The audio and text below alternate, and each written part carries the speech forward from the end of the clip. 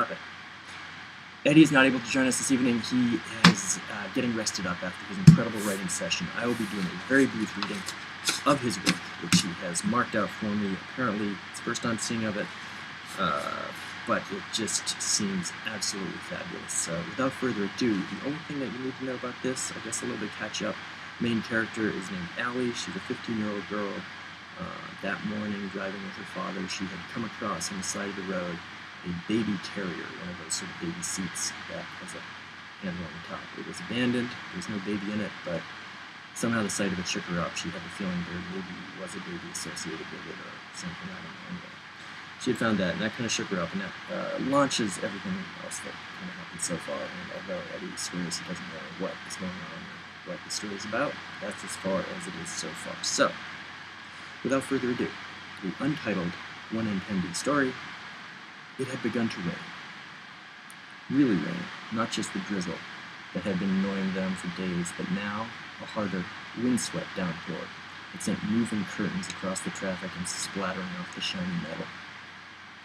Allie stood under the awning of a bodega and craved a cigarette.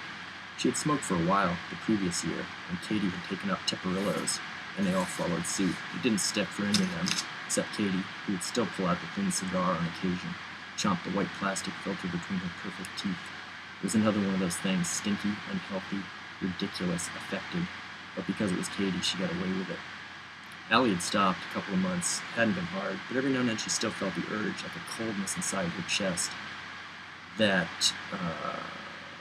could not be warmed any other way. Now she watched the rain, crossed her arms, rubbed her shoulders, considered buying some cigarettes, or maybe some coffee, or maybe a couple of those individually wrapped Duro logs and lighting herself a little blaze right there on the sidewalk, although she didn't think that would really work either.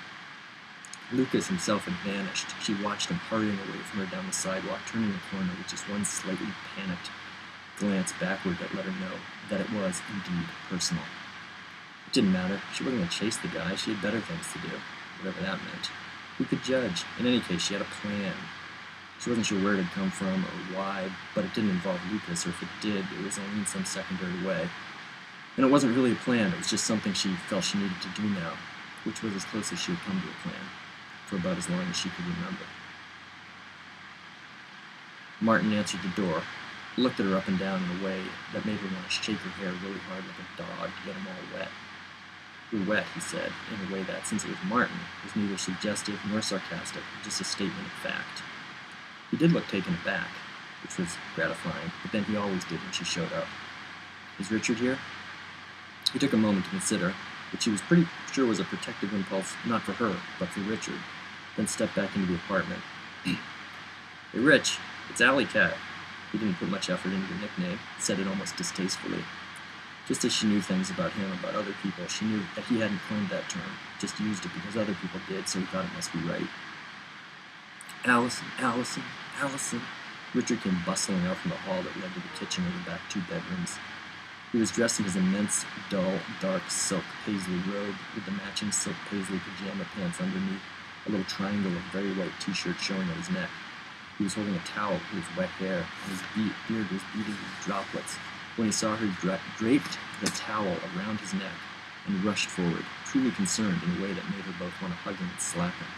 Instead, she stood docile and submissive as he came up and stood, uncertain of himself.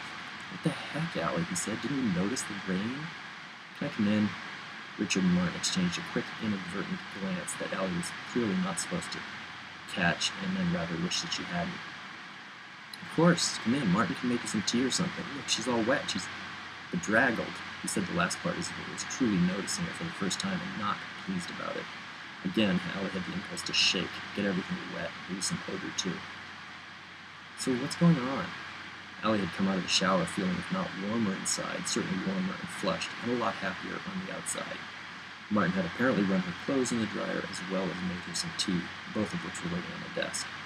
Allie rubbed her hair a bit with one towel and dropped it over a chair and went to work on her body with the other, before Richard had time to get out of the room or really even turn away.